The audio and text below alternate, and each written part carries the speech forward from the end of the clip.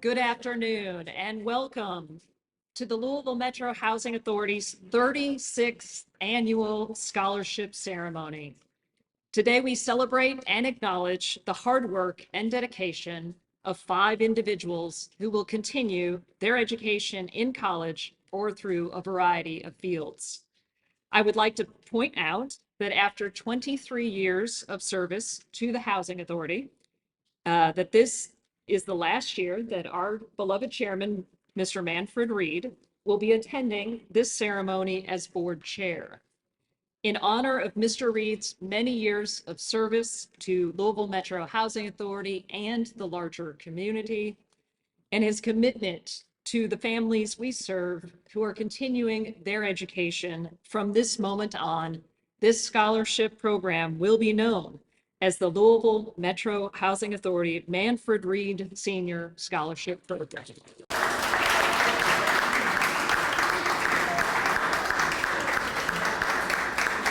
Mr. Reid, would you like to come up and say just a few words?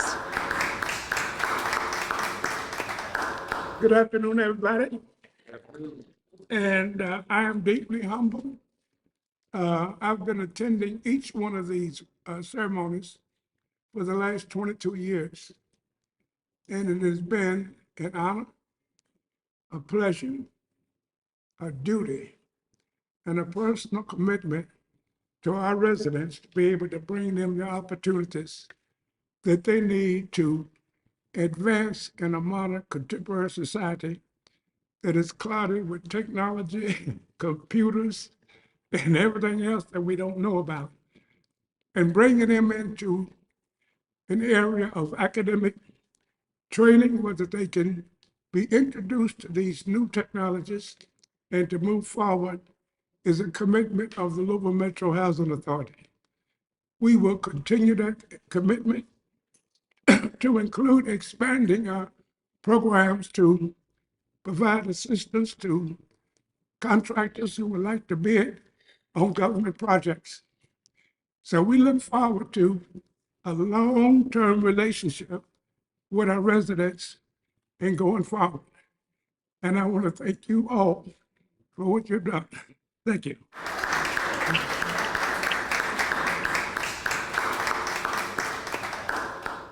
Thank you so much, Mr. Reid. And also then let me call on our Mayor, Greg Fischer, for a few comments to our graduates and others. Thank you. Thank you, Lisa. Hello, everybody. Good afternoon. Mr. Chairman, it is great for you to receive this. I hope that he's not paying attention in class. I'm throwing all this love at you now here, man. You know, last time we were together to honor Mr. Chairman, you remember what your last remarks were? He said, "My public service has just begun." And then he sat down.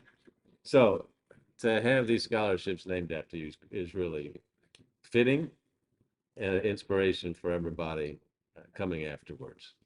Because the Manfred Reed has served this community with incredible distinction for a long time, from a historical figure in our fight for racial equity in our city to his role with the Black Six, through building a career in the community, building family in the community, building respect in the community with unparalleled service to the Housing Authority. So we're just pleased to be able to honor you once again.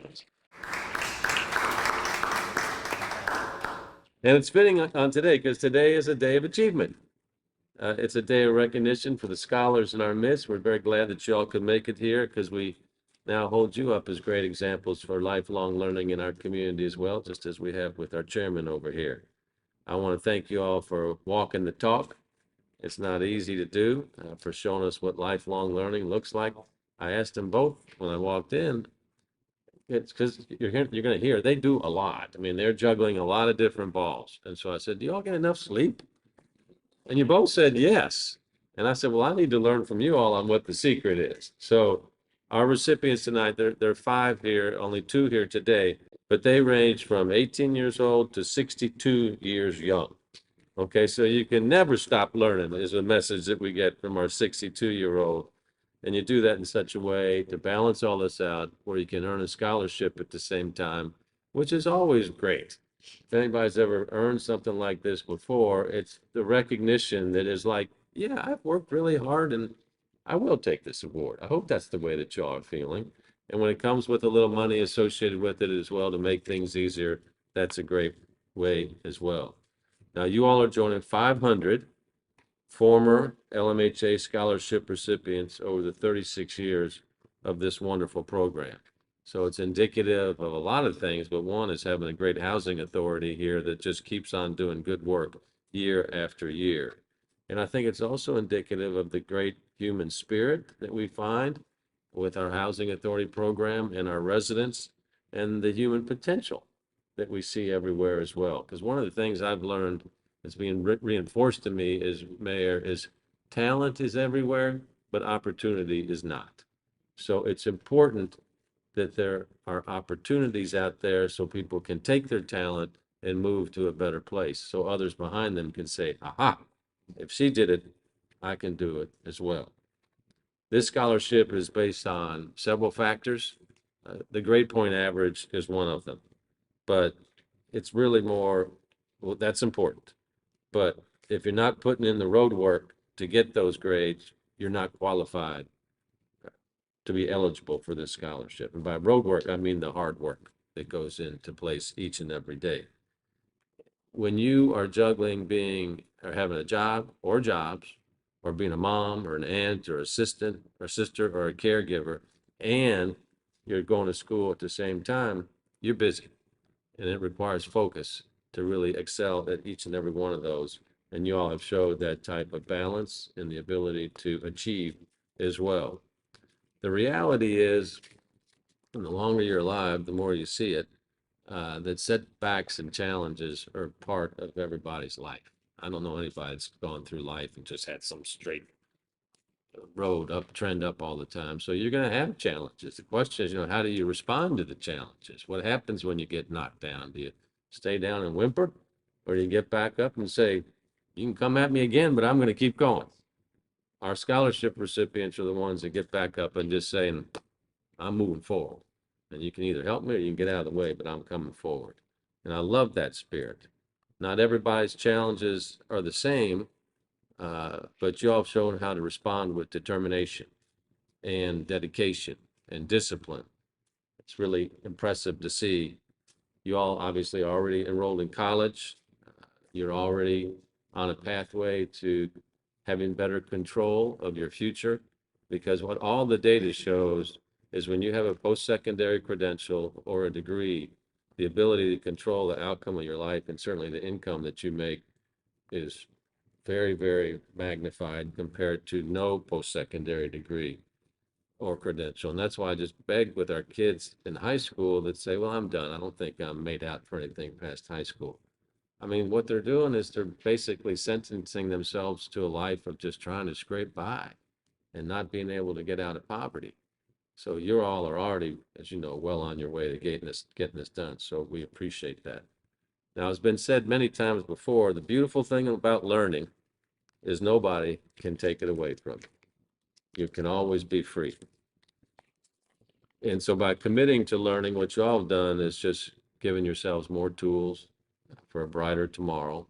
And these are your tools. Nobody can take them away from you. And the great thing about it, it's going to lead to even more learning. Because learning is infectious. I mean, once you have the joy of learning, every day is an opportunity to learn more. And oftentimes people will ask, so-called people that are successful, what their secret to was in life. And I can't tell you how many times they say is, well, I tried to learn a few new things every day, and I tried to help people every day. And over time, that really adds up and creates great opportunities for you. So that's what's going to happen to you all, is happening to you all. And I just want to thank you because it's going to impact your brothers and your sisters, your nieces, your nephews, people in the neighborhood. They're going to look at you and say, you know what? If she did it, I can do it. And you're not going to even know who a lot of those people are, but you can walk confident that you're changing the world for the better. I appreciate you all stepping up, and of course, the Housing Authority to be here as a vehicle to make that happen. So congratulations.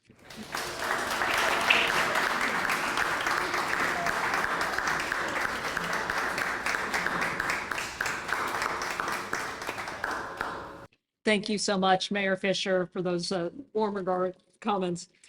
So our guest speaker today was the founding principal of the W.E.B. Du Bois Academy and is currently the Chief Impact Officer for Metro United Way. Please welcome Robert Gunn.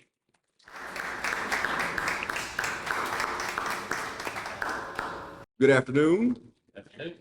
So following Mr. Reid and Mayor Fischer, wow. So I'm hoping I can shed something that these gentlemen haven't. But again, my name is Robert Earl Gunn Jr. I always start out by saying it's a great day to be alive. If anybody here speaks Spanish, es un gran día para estar vivo.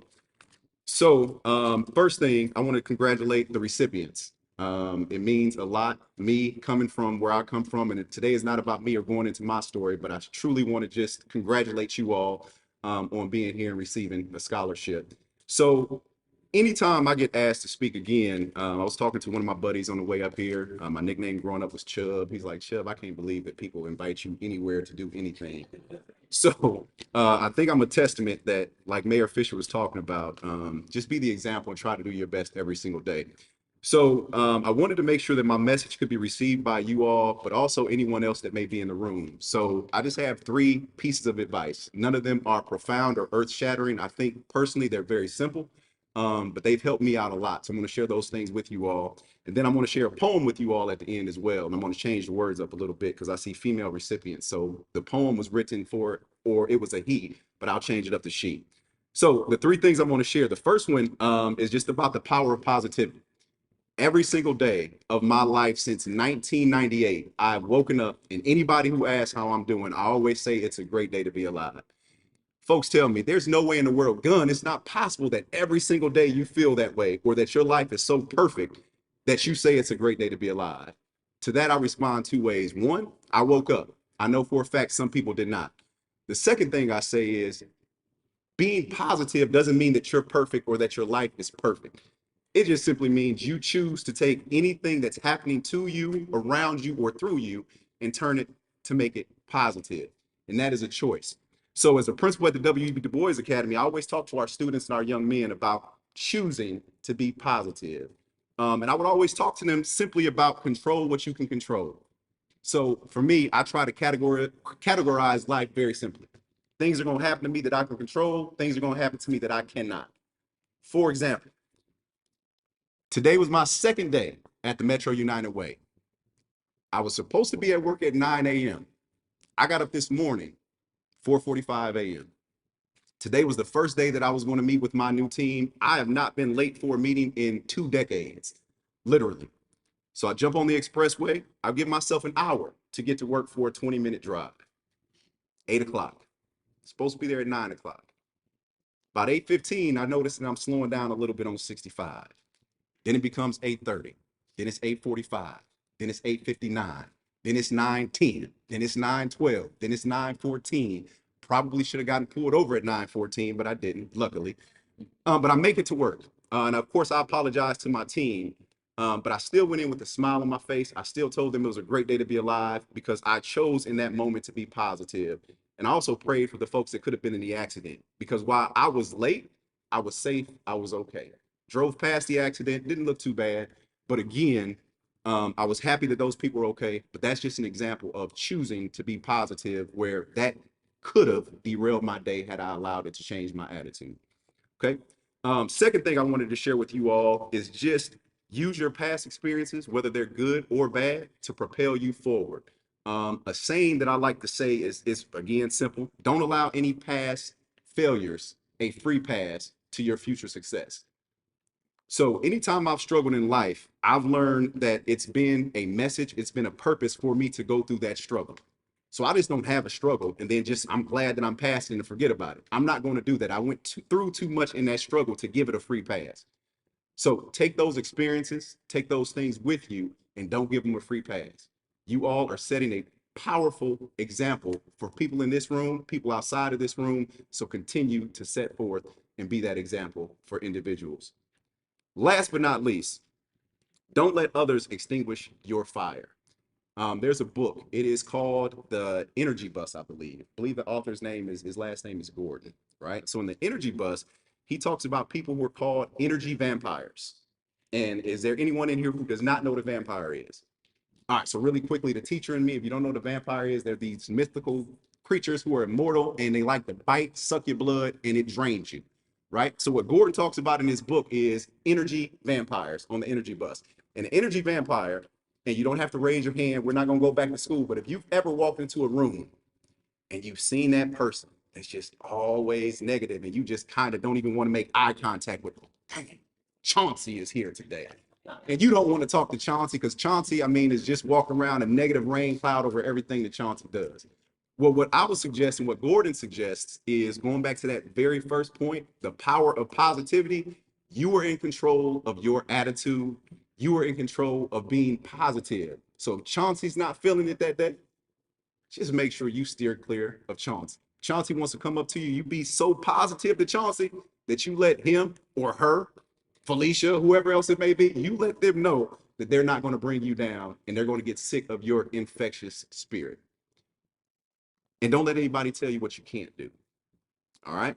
So the poem that I'm going to read for you all, it is by Edgar Albert Guest, and it is titled, "It Couldn't Be Done."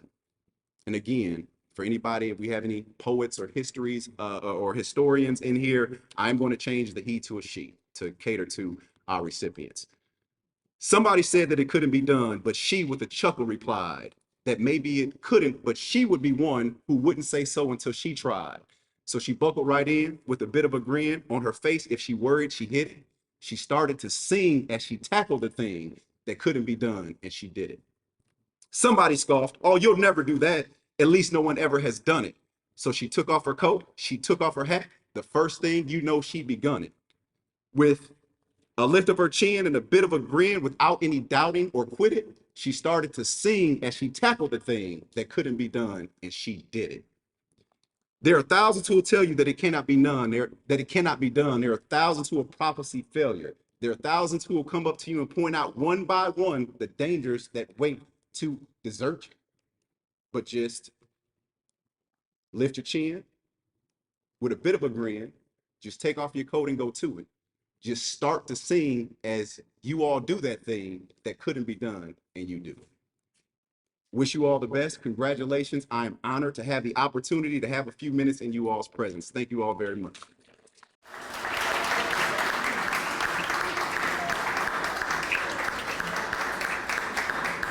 That's wonderful, Mr. Graham. Thank you so much. So next, Louisville Metro Housing Authority's Director of Special Programs, Dan Farrell, will now provide us with a brief introduction and an update on the scholarship program and introduce each student as Mayor Fischer and our board chair, Mr. Manfred Reid, present the awards. Dan?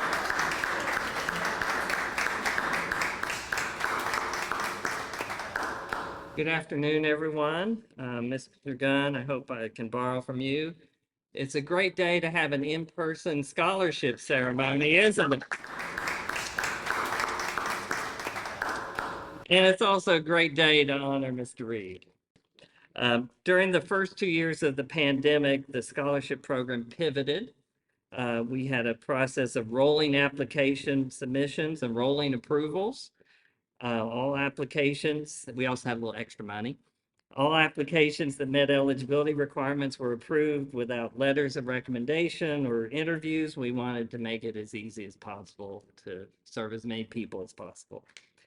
This year, we returned to our previous format of accepting applications by a deadline, having interview processes in place, having essays written, but we kept one concession to COVID, and that we did those interviews over Zoom.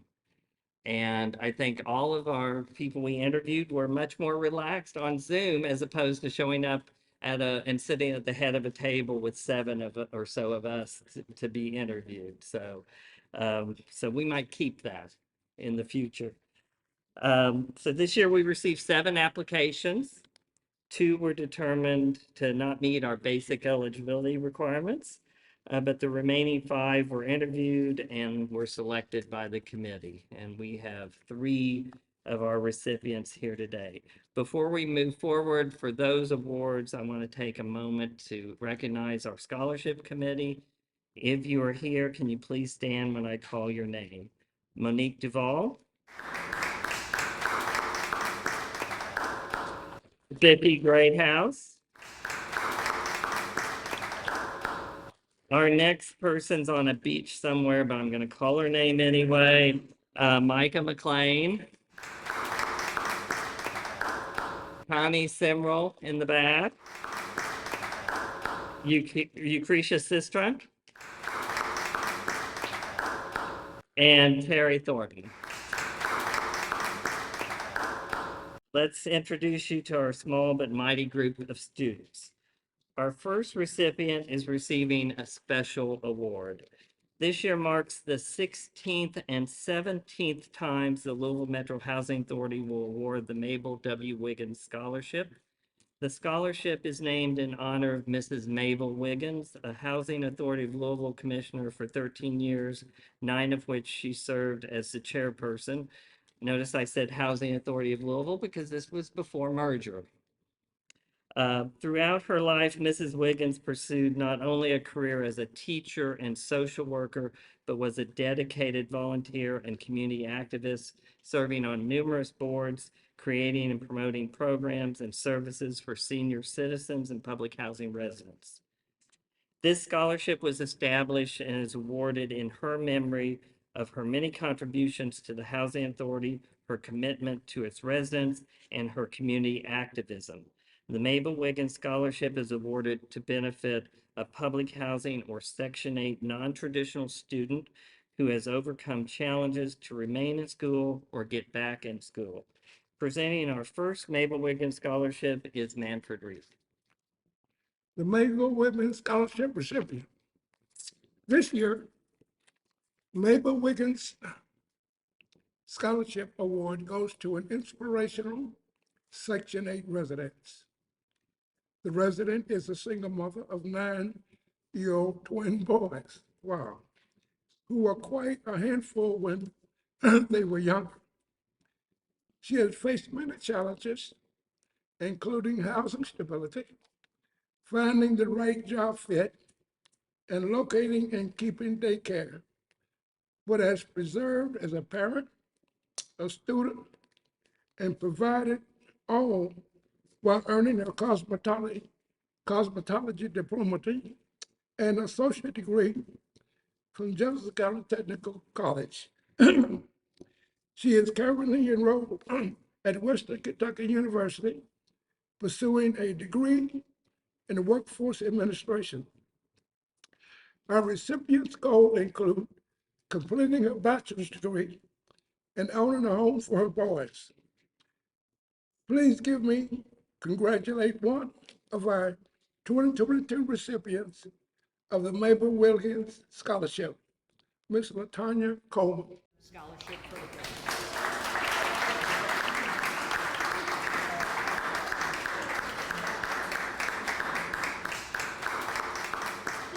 Our next recipient is not here, but we still want to honor her.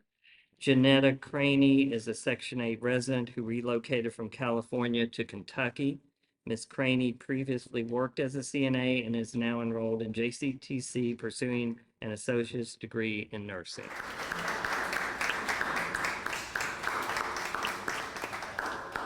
Our next recipient is here.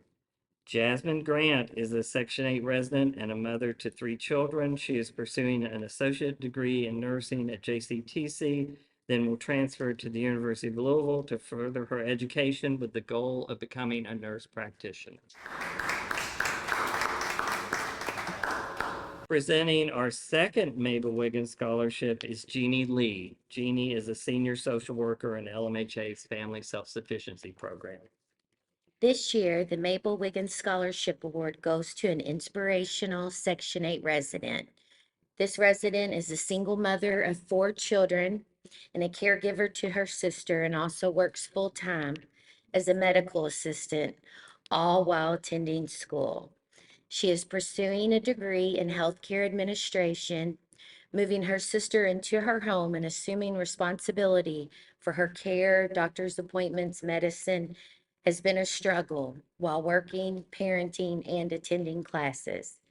This young woman volunteers through Norton Healthcare, spreading awareness of health issues with the community, and has also volunteered feeding the homeless. She enjoys teaching and uplifting others, especially her daughter, who aspires to become a nurse. Her goal is to become a cardiac educator. Please help me congratulate one of our 2022 recipients of the Mabel Wiggins Scholarship, Miss Celeste Smith. And unfortunately, Miss Smith could not be here, but we still congratulate her. Our final recipient today is also receiving a special award. This year marks the 22nd time we are awarding the Pat Randolph Memorial Scholarship. Pat Randolph was a commissioner on the Housing Authority of Louisville Board, again prior to merger, for more than 3 years, and she passed away suddenly in October 1993. Pat was a strong advocate for public housing residents and had great respect and concern for all of them.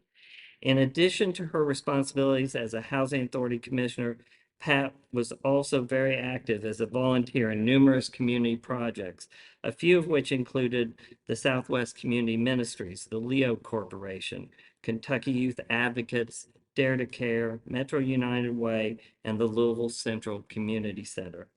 To all of these projects and others, Pat Randolph gave of herself, her time, her energy, and her compassion. The Pat Randolph Scholarship is awarded to a student who demonstrates volunteerism and community involvement. Presenting the Pat Randolph Scholarship is LMHA Commissioner Mary Elizabeth Miles.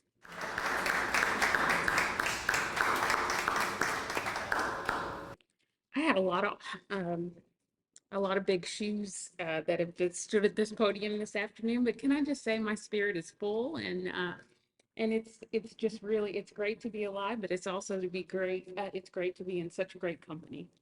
And when I came in today, I met the recipient of the Pat Randolph Scholarship Award, and she immediately lit up the front row and gave me a huge smile. This is a person who spends a lot of her time giving back, even though she has other responsibilities other than taking care of herself and going to school. She has a young son who is 9 years old.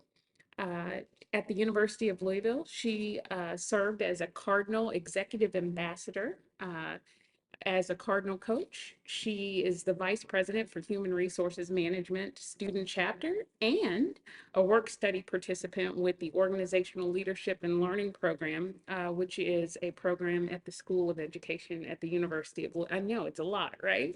I thought I'd try to, I have to read it because it's a lot. So she just earned and received her bachelor's degree in organizational leadership from the University of Louisville with a 4.0 grade point average. Yeah. And that's not enough. She's going to go back and she's going to pursue her master's in higher education administration. So watch out, right? So it is truly an honor and a pleasure to congratulate Belissa White as the 2022 Pat Randolph Scholarship.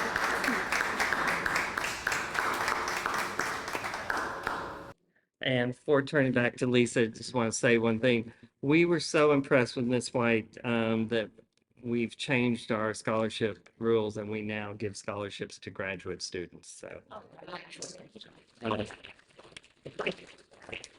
Okay. Let's go.